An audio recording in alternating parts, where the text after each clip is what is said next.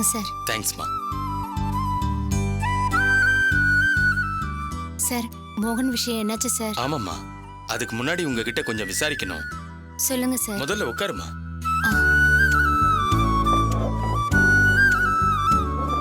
Opposite party கிட்ட நீங்க காம்ப்ரமைஸா போறதுதான் நல்லதுன்னு சொன்னேனே, அது விஷயமா நீங்க ஏதாவது பேசுனீங்களா? அவங்க என்னதாம்மா சொல்றாங்க? இறங்கி வர்றதுக்கு சான்ஸ் இருக்கா? அதுக்கு சான்ஸே இல்ல சார். ஏமா, அவங்க திருந்தவே மாட்டாங்களாமா? எனக்கும் அப்படிதான் சார் தோணுது. நாளுக்கு நாள் அவங்க டார்ச்சர் அதிகமாகிட்டே போகுது. முன்னெல்லாம் பகல்ல தான் பிரச்சனை பண்ணுவாங்க, இப்பெல்லாம் ராத்திரிலயும் குடைச்சல் தராங்க. அப்படி இருக்கும்போது எப்படி சார் நான் அவங்க கிட்ட போய் பேச முடியும்? இப்படி சொன்னா எப்படிமா? மோகனும் ஜாமீன்ல வர முடியாதுன்னு அடம் பிடிக்கிறாரு. நீங்களும் என்னால பேச முடியாதுன்னா அவரை எப்படிதாம்மா வெளியில எடுக்கிறது? என்னது, மோகன் ஜாமீன்ல வெளியே வர முடியாதுன்னு அடம் பிடிக்கிறானா? ஆமாம்மா, வெளியில வந்தாலும் திரும்பவும் என் மேல கேஸ போட்டு உள்ளதான் வைப்பாங்க. அந்த லேடி என்ன வாழ விடாது, அதனால நான் உள்ளே இருக்கிறேன்னு சொல்றாருமா. அவர் சொல்றதும் ஒரு வகையில உண்மைதானம்மா.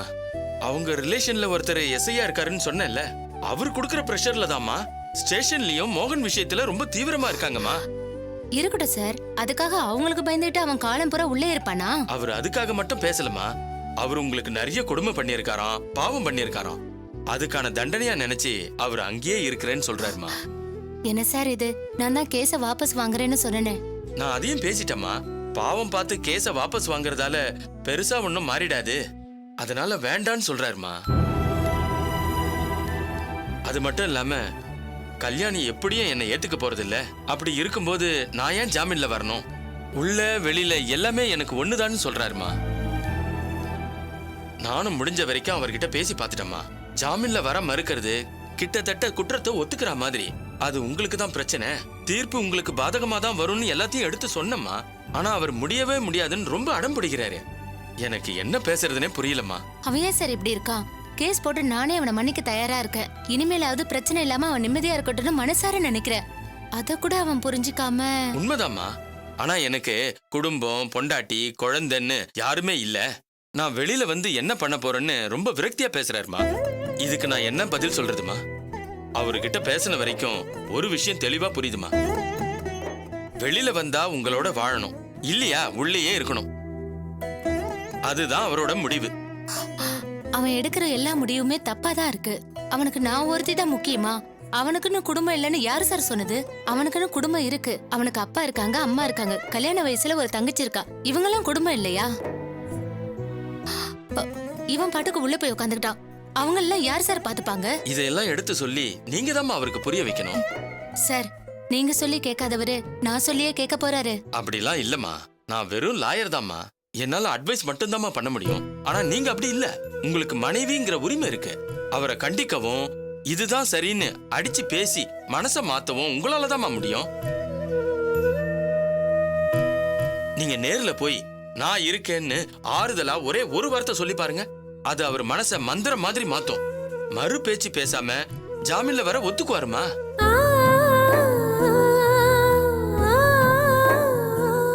நான் 100 வார்த்தை பேசுறதும் நீங்க ஒரே ஒரு வார்த்தை பேசுறதும் ஒண்ணுதாம்மா.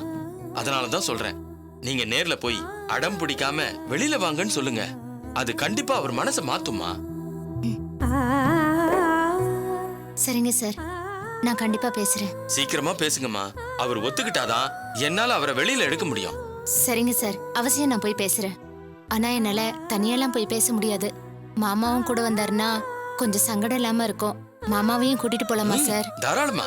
மோகன் கிட்ட சம்மதம் வாங்கிட்டு எனக்கு ஒரு போன் மட்டும் பண்ணுங்க, மத்தத நான் பாத்துக்கிறேன். சரிங்க சார். சரிம்மா, நான் புறப்படுறேன். அப்ப நான் வரேம்மா. வாங்க சார்.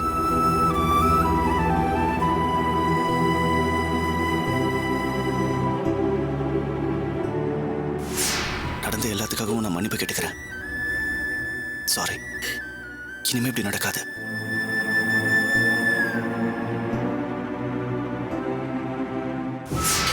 எங்களை மன்னிச்சு ஏத்துக்கோமா. உன் கால்ல வேணா விழுறப்பா.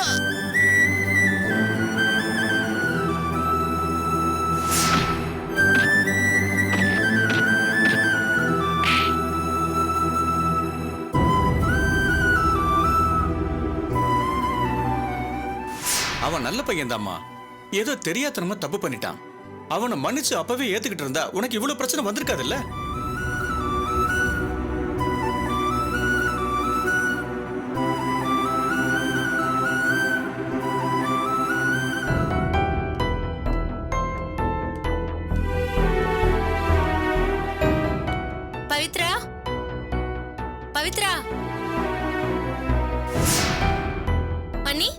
வாங்க நீ. ஏய், எதுக்கு இங்க வந்த?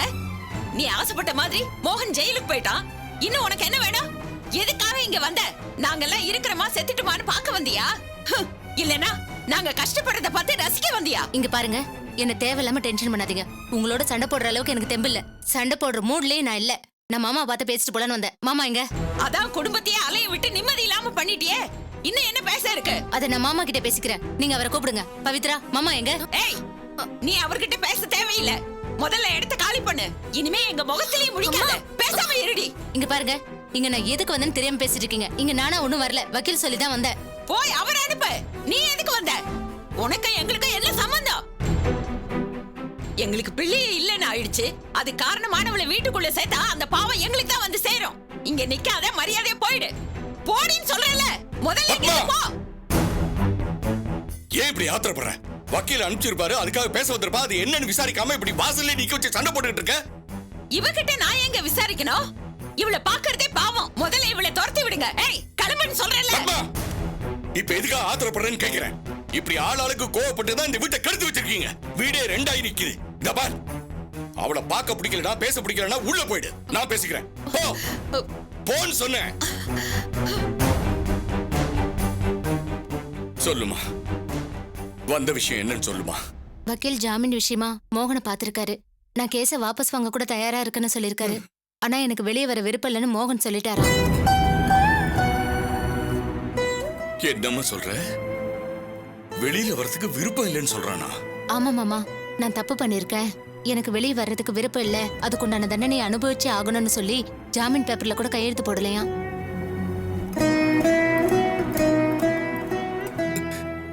என்ன பத்மா, ஏன் இப்படி பண்ணிட்டு இருக்கான்? அவனுக்கு என்ன பைத்தியமா பிடிச்சிருக்கு? அவன் பைத்தியம் இப்பதாங்க தெளிஞ்சிருக்கு.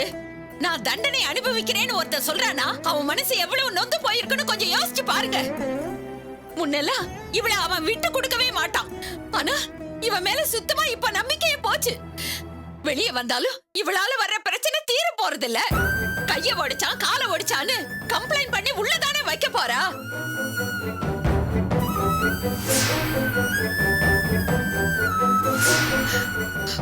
கோர்ட்டு கேஸ்னு நாயா அலையணும். எதுக்குங்க அந்த கஷ்டம்? அவனை நிரந்தரமா உள்ள வைக்கணும் தானே இவ ஆசைப்பட்டா. இவ ஆசைப்படியே எல்லாம் நடக்கட்டும்னு அவனும் முடிவு பண்ணிட்டான். அதான் அவனும் உள்ள இருக்கிறேன்னு சொல்லிட்டான். ஒரு வகையில அவன் முடிவு பண்ணது சரிதானே எனக்கும் தோணுது. ஒவ்வொரு தடையும் வெளியே வரதும் உள்ள போறதும் அவன் செத்து செத்து பழைக்கிறத விட ஜெயிலையே என் பிள்ளையோட வாழ்க்கை முடிஞ்சு போகட்டும். அவனும் நிம்மதியா போய் சேர்ந்துடுவான். 4 நாள் துக்கம் தாங்காம அழுது முடிச்சிட்டு நானும் அவன் நினைப்பிலேயே மிச்ச காலத்தை ஓட்டிடுவேன். பைத்தியக்காரி, நீ இப்படி குதர்க்கமா பேசுற எப்படி? அவன் முதல்ல வெளியில வரணும், அதுக்கு அவன் ஒத்துக்க மாட்டேங்கிறான். அப்போ நீ நினைச்ச மாதிரி அவன் காலம் பூரா உள்ளே இருக்கணும், அது அவன் ஆசையா? பைத்தியக்காரி மாதிரி பேசிக்கிட்டு. சொல்லுமா, இப்ப நம்ம என்ன பண்ணணும்? வக்கீல் என்ன சொல்றாரு? ஜாமீனை பத்தி மோகன் கிட்ட பேச சொன்னாரு. அவரை எப்படியாவது ஒத்துக்க வைக்க சொன்னாரு. நான் மட்டும் போனா அவர் ஒத்துக்க மாட்டாரு. அதான் உங்களையும் கூட்டிட்டு மோகனை போய் பார்க்கலான்னு நான் வந்தேன். வரேம்மா, நான் வந்து பேசுறேன்.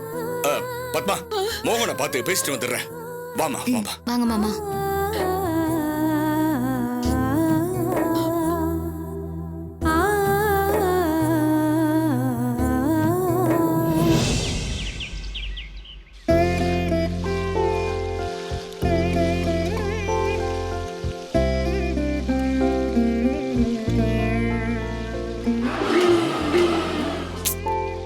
ஏங்க, நான் தான் இங்க சமைச்சிட்டு இருக்கேன்ல, நீங்க இங்க உட்காந்து கஷ்டப்பட்டுட்டு இருக்கீங்க. போய் ஹால்ல உட்காந்து டிவி பாருங்க. ஹலோ, நான் ஹாலில் போய் உட்காந்துட்டா என் பொண்டாட்டியோட அழகு எப்படி ரசிக்கிறது? சிம்பிளாக ஒரு நைட்டி போட்டுக்கிட்டு அழகாக ஒரு கொண்டை கட்டிக்கிட்டு நெத்தியிலேருந்து பனித்துளி மாதிரி வேர்வை வழியிற அழகு இருக்கே, சான்ஸே இல்லை. நாள் முழுக்க பார்த்து ரசிச்சுக்கிட்டே இருக்கலாம். உங்களுக்கு எது ஓவரா தெரியல? நான் இங்க ஹீட்ல வெந்துட்டு இருக்கேன், ஆனா உங்களுக்கு அழக வர்ணிச்சு ரொமான்ஸ் கேக்குதா? நீ என் பொண்டாட்டி, உன் அழகை நான் ரசிக்காம இந்த பார், இந்த மாதிரி கேள்வியெல்லாம் கேட்கக்கூடாது, புரியுதா? சமைக்கிற வேலையை மட்டும் பாரு. போய் யாருன்னு பாருங்க.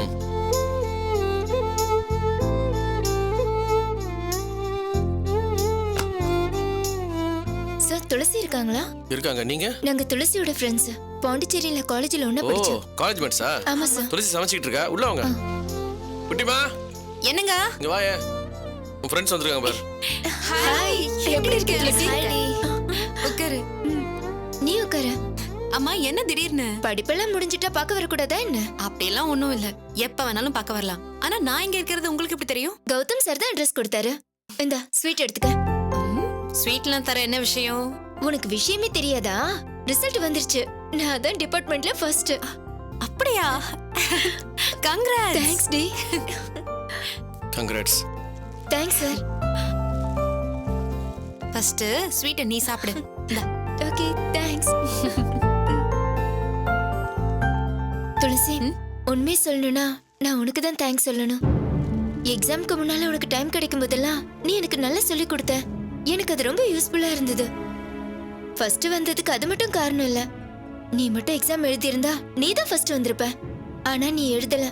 அதனால தான் நான் ஃபர்ஸ்ட் வந்தேன்.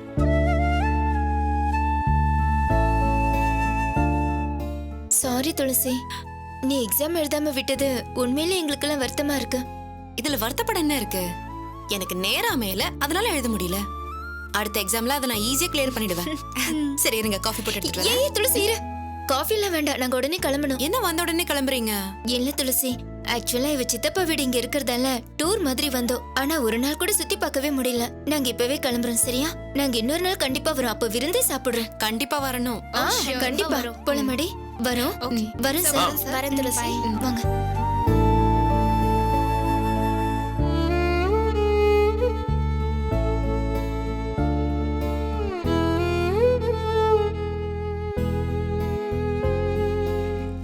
குட்டிமா எல்லாம் என்னால தானே? என்னாலதான்னா எதை சொல்றீங்க இல்ல குட்டிமா, நீ மட்டும் எக்ஸாம் எழுதியிருந்தானா நீ தான் ஃபர்ஸ்ட் வந்திருப்ப. ஆனா என்னால் தானே உன்னால எழுத முடியாம போச்சு. சாரி குட்டிமா. என்னங்க இது எதுக்கு இப்ப சாரி எல்லாம் கேட்டுட்டு இருக்கீங்க இல்ல குட்டிமா, இத்தனை நாள் நீ கஷ்டப்பட்டு படிச்சது, எனக்காக பண்ண தியாகங்கள் எல்லாமே என் ஒருத்தனால வேஸ்டா போயிடுச்சு. அதை நினைச்சு வருத்தப்படாதீங்கன்னு எத்தனை தடவை சொல்லியிருக்கேன். அரியர்ஸ் எக்ஸாம் எழுதி கிளியர் பண்ணிடுவாங்க. இதெல்லாம் ஒரு விஷயமே கிடையாது. இல்ல குட்டிமா, நீ என்னதான் சமாதானம் சொன்னாலும் என் மனசு கேட்க மாட்டேங்குது. நீ டாப்பரா வந்து கோல்டு மெடல் வாங்க வேண்டியவ, அது என்னால கெட்டு போச்சுங்கிறது என்னால ஏத்துக்கவே முடியல. ஏங்க நான் டாப்பரா வரணும், கோல்டு மெடல் வாங்கணும்னு ஆசைப்பட்டதெல்லாம் உண்மைதான். ஆனா அதை விட எனக்கு நீங்க தாங்க முக்கியம். இப்பவும் சொல்றேங்க, படிப்பு தான் என்னோட லட்சியம். படிப்பு ஒரு பக்கமும் என் அப்பா சித்தி தங்கச்சி தம்பின்னு எல்லாரையும் ஒரு பக்கம் வச்சு எது முக்கியம்னு கேட்டா படிப்பு தான் முக்கியம்னு சொல்லுவேன். ஆனா நீங்களா படிப்பா எது முக்கியம்னு கேட்டா நான் உங்களை தாங்க சொல்லுவேன். ஏன்னா படிப்பை விட நீங்க தாங்க எனக்கு ஸ்பெஷல். இது பாருங்க, நம்மளோட தான் இப்படி எல்லாம் ஆயிடுச்சேன்னு தயவு செஞ்சு மனசு போட்டு குழப்பிக்காதீங்க. அது எனக்கு தான் கஷ்டமா இருக்கும். எல்லா அரியர்ஸையும் நான் 3 மாசத்துல கிளியர் பண்ணிடுவேன். நீங்களும் நானும் ஆசைப்பட்ட மாதிரி இன்ஜினியர் ஆயிடுவேன். தைரியமா இருங்க. படிப்புங்கிறது நீங்க எனக்கு போட்ட பிச்சைங்க. நீங்க மட்டும் மனசு வைக்கலனா நான் காலேஜ்லயே சேர்ந்திருக்க முடியாது. பண்ண தர்மம் பெருசா இல்ல தர்மம் பண்ணவரோட மனசு பெருசான்னு கேட்டா நல்ல மனசு தாங்க பெருசுன்னு சொல்லுவேன். நீங்க என் மேல வச்சிருக்கிற பாசம் அக்கறை பிரியம் அது ஒன்னே எனக்கு போதாதா? எப்ப வேணாலும் படிக்கலாங்க, எப்ப வேணாலும் பட்டம் வாங்கலாம். ஆனா உங்க பிரியத்தை மட்டும் எதுக்காகவும் நான் மிஸ் பண்ணவே மாட்டேன். உங்களை நல்லபடியா பாத்துக்கிறது தாங்க இப்ப எனக்கு முக்கியம்.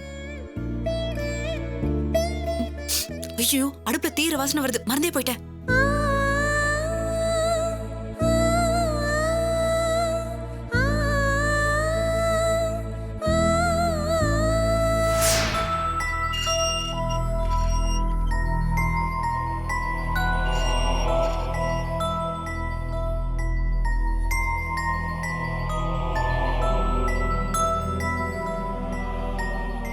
என்னாச்சு உனக்கு? வக்கீல் கிட்ட ஜாமீன் கூட எடுக்க வேண்டாம்னு சொன்னியாமே, ஏ உனக்கு இங்கேயே இருக்கிறது தான் சந்தோஷமா இருக்கா? நான் நிறைய தப்பு பண்ணிட்டேன்பா. அதுக்கான தண்டனையை நான் அனுபவிச்சுதான் ஆகணும். நீ எதை மனசுல வச்சுக்கிட்டு பேசுறேன்னு எனக்கு நல்லா புரியுது. நீயும் உங்க அம்மாவும் கல்யாணியை கொடுமைப்படுத்திருக்கீங்க, கஷ்டப்படுத்திருக்கீங்க. இப்ப அதுதான் உன் மனசை அரிச்சுக்கிட்டு இருக்கு, அப்படித்தானே? உண்மைதான்பா. அதுக்கான தண்டனையா நினைச்சு நான் இங்கேயே இருந்துடுறேன்ப்பா.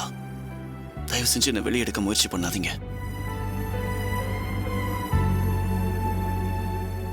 ஏண்டா இவ்வளவு அடம் பிடிக்கிற? இவ்வளவு நாளா பிடிவாதம் பிடிச்சுக்கிட்டு இருந்த கல்யாணி மனசு மாறி உன் மேல கொடுத்திருந்த கேஸ வாபஸ் வாங்குறேங்கிறா. நீ வெளியில வந்தாதானடா அவன் மனசு சந்தோஷமா இருக்கும். இதுல சந்தோஷப்பட என்னப்பா இருக்க? கேஸ வாபஸ் வாங்கிட்டா எல்லாம் சரியாயிடாதுப்பா. அவ முழு மனசோட மன்னிச்சு என்னை ஏத்துக்கிற வரைக்கும் உள்ள வெளிய எனக்கு எல்லாமே ஒண்ணுதான்ப்பா.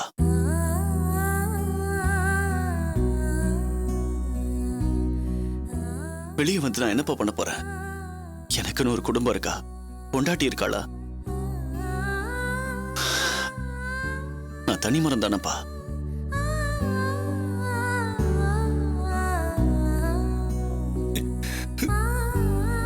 டேய் மோகன், உனக்கு நாங்கெல்லாம் இருக்கோம்டா. சாரிப்பா, என்னால உங்களுக்கு கஷ்டம்தான் வருமே தவிர நிம்மதியோ சந்தோஷமோ கிடைக்காதுப்பா.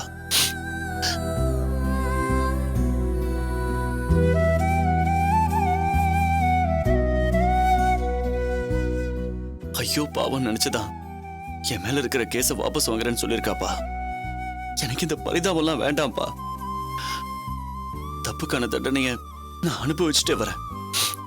அப்பவாது அவன் மனசு சமாதானம் ஆகட்டும்.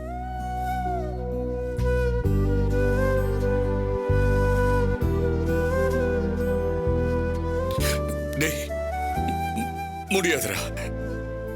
உன்னோட ஜாமீனுக்கு நான் ஏற்பாடு பண்றேன். உனக்கு என்ன, கல்யாணி மனசார உன்னை மன்னிச்சிட்டா போதும், அவ்வளவுதானே? அம்மாடி சொல்லுமா, நீயே அவனை சமாதானப்படுத்துமா. போ பேசு.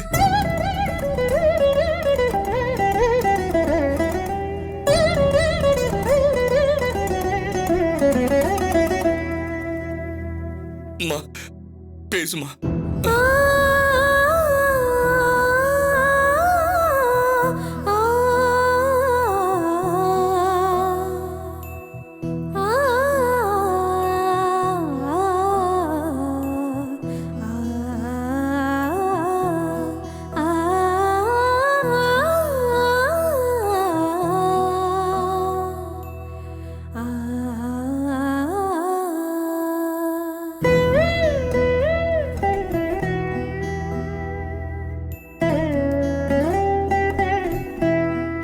சாமிநாதன் ஏதாவது பிரச்சனை பண்ணா கல்யாணி?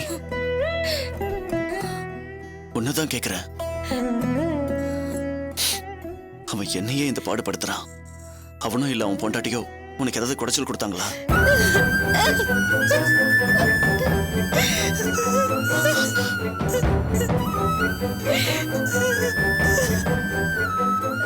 கல்யாணி என்னாச்சு? ஏன் அழற? கல்யாணி அவனால ஏதாவது பிரச்சனைனா சொல்லு, அவனை ஒரேடியா கொன்னுடுறேன். இனிமே என் வாழ்க்கையே ஜெயிலுன்னு தான் ஆயிடுச்சு. புதுசா எனக்கு எந்த தண்டனையும் கிடைக்க போறதில்ல. அவனை கொன்னுட்டா நீயாவது நிம்மதியா இருப்பல்ல? போதுண்டா.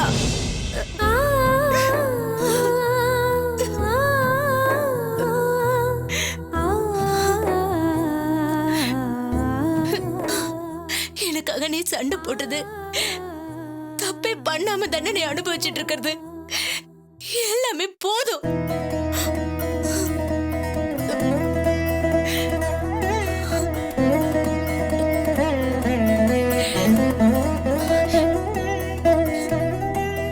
கல்யாணி நீ என்ன மன்னிச்சிட்டியா?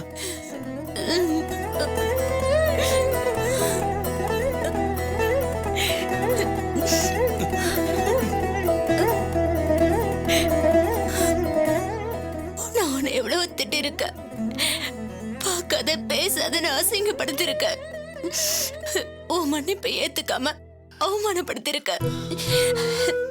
எனக்கு ஒரு பிரச்சனை என்னதோ, ஆனா நீ அதெல்லாம் யோசிக்கவே இல்ல. என்ன அடிக்க வந்தவன புரட்டி புரட்டி அடிச்ச, அதுக்கான தண்டனையை அனுபவிச்சுட்டு இருக்க. இந்த நிலைமையிலையும் கூட எனக்கு ஏதோ ஆயிடக்கூடாதுன்னு கவலைப்பட்டுட்டு இருக்கியே. இதுக்கு மேலே உன் பாசத்தை புரிஞ்சுக்கலன்னா நான் மனுஷியே இல்லடா.